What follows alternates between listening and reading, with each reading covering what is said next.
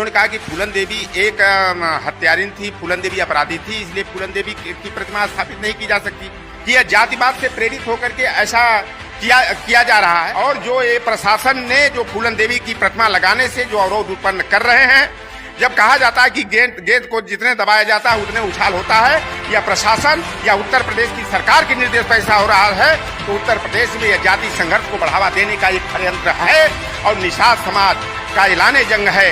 कि हम लोग अपने लोगों को यह संदेश देते हैं कि किसी को हम छेड़ेंगे नहीं, लेकिन कोई हमें छेड़ेगा तो हम छेड़ेंगे नहीं। अगर उनके साथ अन्याय होगा तो अन्याय का प्रतिकार होगा और जैसा जवाब देना होगा दिया जाएगा। श्रद्धांजलि सभा का आयोजन करेंगे, धरना प्रदर्शन करेंगे, हम पुलिस के और उत्तर प्रदेश सरकार के लाठी डंडों से नहीं डरेंगे।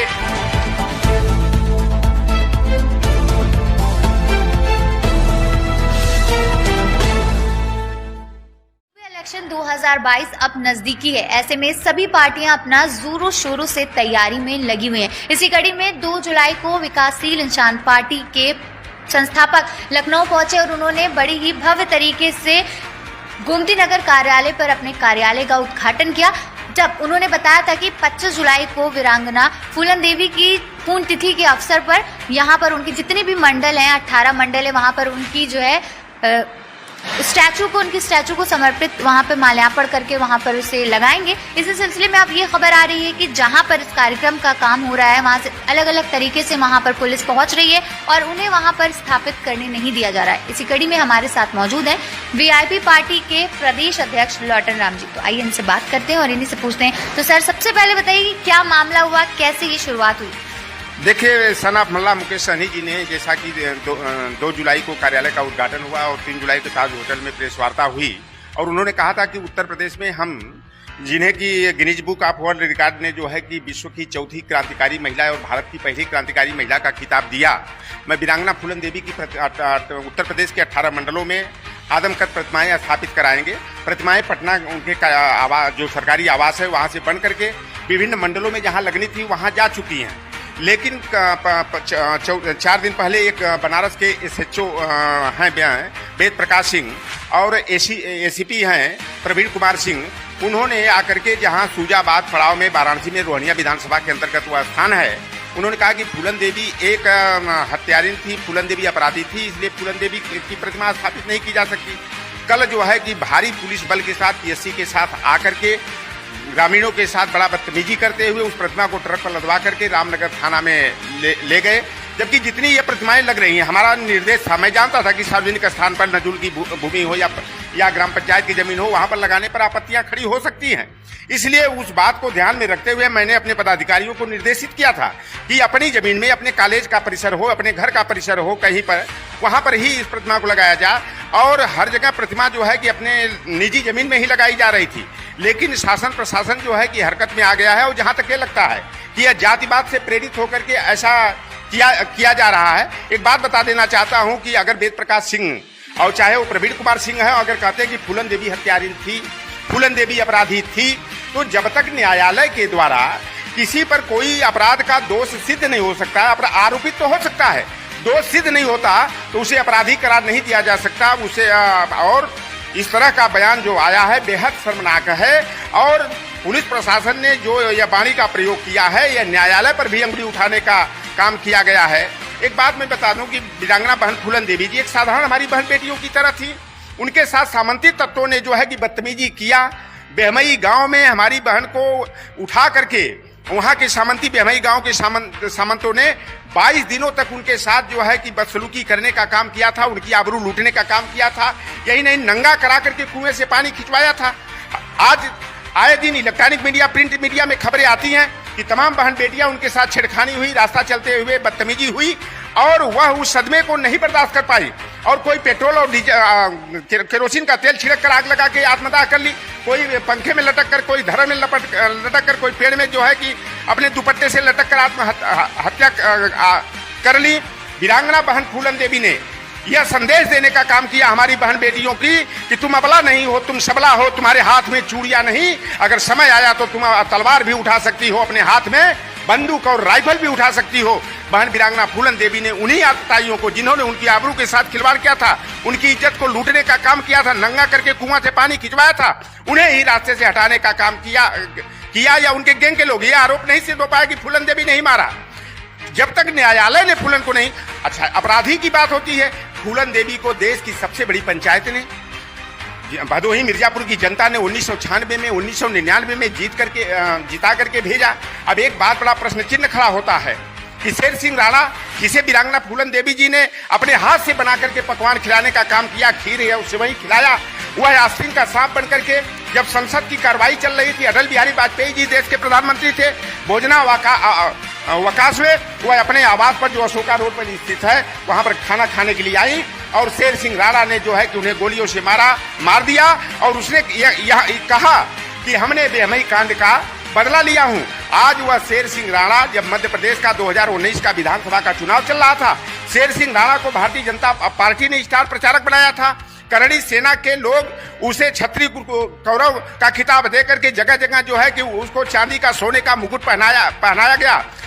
वह 2014 में जब मोदी जी देश के प्रधानमंत्री बने और माननीय राजनाथ सिंह जी गृह मंत्री बने और शेर सिंह राणा को जो है पैरोल पर छोड़ा गया 2014 में, और शेर सिंह राणा आज भी छुट्टा सांड की तरह घूम रहा है, जगह जगह कार्यक्रम कर रहा है। पैरोल महीने 2 महीने का होता है, 15 दिन का होता है, 2 सप्ताह का होता है, लेकिन 2014 के बाद अभी तक शेर सिंह राणा तिहाड़ जेल में नहीं गए। यह कैसी हमारे यहाँ की ये व्यवस्था है? और जो ये प्रशासन ने जो फूलन देवी की प्रतिमा लगाने से जो अवरोध उत्पन्न कर रहे हैं, जब कहा जाता है कि गेंद को जितने दबाया जाता है उतने उछाल होता है, या प्रशासन या उत्तर प्रदेश की सरकार के निर्देश पर ऐसा हो रहा है, तो उत्तर प्रदेश में यह जाति संघर्ष को बढ़ावा देने का एक षड्यंत्र है और निषाद समाज का ऐलान जंग है कि हम लोग अपने लोगों को यह संदेश देते हैं कि किसी को हम छेड़ेंगे नहीं, लेकिन कोई हमें छेड़ेगा तो हम छेड़ेंगे नहीं। अंग्रेजों ने देश को गुलाम बन करके हमारे लोगों के साथ अत्याचार किया, उन अंग्रेजों को डुबाकर मारने का काम हमारे निषाद मल्लाह समाज के लोगों ने किया। समाधान लोचन मल्लाह ने कानपुर के सत्ती चौड़ा घाट पर 30 जून 1857 को सती चौड़ा घाट पर 40 नाव पर लदी हुई अंग्रेजी सेना को डुबाकर मारने का काम किया और हमारे समाज को ब्रिटिश हुकूमत ने क्रिमिनल कास्ट घोषित किया। हम देश की इज्जत के लिए, आबरू के लिए, आजादी के लिए अगर हमारे पूर्वजों ने ऐसा किया है, तो हम अपने समाज के मान सम्मान अधिकार के लिए गरीब गुरबा, पिछड़े, दलित, वंचित, अकलियत, पसमानदा समाज के जो भी लोग हैं, अगर उनके साथ अन्याय होगा तो अन्याय का प्रतिकार होगा और जैसा जवाब देना होगा दिया जाएगा। 25 तारीख का जो वीरांगना फूलन देवी की 20वीं पुण्यतिथि के अवसर पर जो श्रद्धांजलि सभा का आयोजन हम लोगों ने 18 जगह प्रतिमा लगा करके वहां से व्यापक तौर पर करने का निर्णय लिया था। हर जिला पर, हर विधानसभा, हर तहसील के पर हम लोग कार्यक्रम का आयोजन किए थे। अब हम अपने कार्यकर्ताओं को आपके चैनल के भी माध्यम से उस तरह से हम लोग निर्देश पत्र जारी कर रहे हैं कि जहां प्रतिमा उठा करके पुलिस प्रशासन ने अपनी कस्टडी में ले लिया है, वहां व्यापक तौर पर हम जिला प्रशासन के सामने जाकर कचहरी के परिसर में हम लोग श्रद्धांजलि सभा का आयोजन करेंगे, धरना प्रदर्शन करेंगे। हम पुलिस के और उत्तर प्रदेश सरकार के लाठी डंडों से नहीं डरेंगे और सभी कार्यकर्ता जो है पूरे प्रदेश में अब तो एक नई क्रांति की शुरुआत होगी। हर जिला मुख्यालय पर विकासशील इंसान पार्टी का, वीआईपी पार्टी का जो है धरना प्रदर्शन होगा। उत्तर प्रदेश सरकार से मैं आज भी चाहूंगा कि वह प्रतिमा जहां हम लोगों ने निर्धारित किया था लगनी चाहिए, और लगाने से अगर रोकेंगे तो फिर हमारा भी खेला होगा। हम लोग उत्तर प्रदेश सरकार को सबक सिखाएंगे। एक बात मैं बता दूं आपको कि 2016 में जो है 25 जुलाई को गोरखपुर में प्रतिमा लगनी थी और उस समय अखिलेश यादव जी की सरकार थी। वह प्रतिमा को पुलिस और पीएससी ने उठा करके ला करके 6 महीने तक बंद रखा था और समाजवादी पार्टी की सरकार का हस्त क्या हुआ कि 2017 में विदाई हुई और जो आज ये निषादों को छेड़ने का काम उत्तर प्रदेश की सरकार कर रही है, तो लगता है कि इस सरकार की भी 2022 में विदाई निश्चित है। किस किस मंडल में हुआ है सर, वो बताना चाहेंगे? कहाँ कहाँ पे हुआ और अभी क्या लग रहा है कि कहीं और जहाँ नहीं हुआ वहाँ लगवाएंगे या कि प्रोग्राम यही? देखिए, अभी निर्धारित जो किया गया था कि आजमगढ़ मंडल के बलिया की विधानसभा बांसडी है, वहाँ पर लगनी थी। बनारस में रोहनिया विधानसभा अंतर्गत सूजाबाद गाँव में होनी थी। चित्रकूट मंडल में बांदा में और इलाहाबाद मंडल के इलाहाबाद मुख्यालय पर, मिर्जापुर मंडल के भदोही और मिर्जापुर में 2 प्रतिमाएं वहां स्थापित होनी थी। एक जो है सहारनपुर मंडल के मुजफ्फरनगर में लगनी थी, मेरठ मंडल की मेरठ में, कानपुर मंडल की जो है कि औरैया में स्थान तय किया गया था, लखनऊ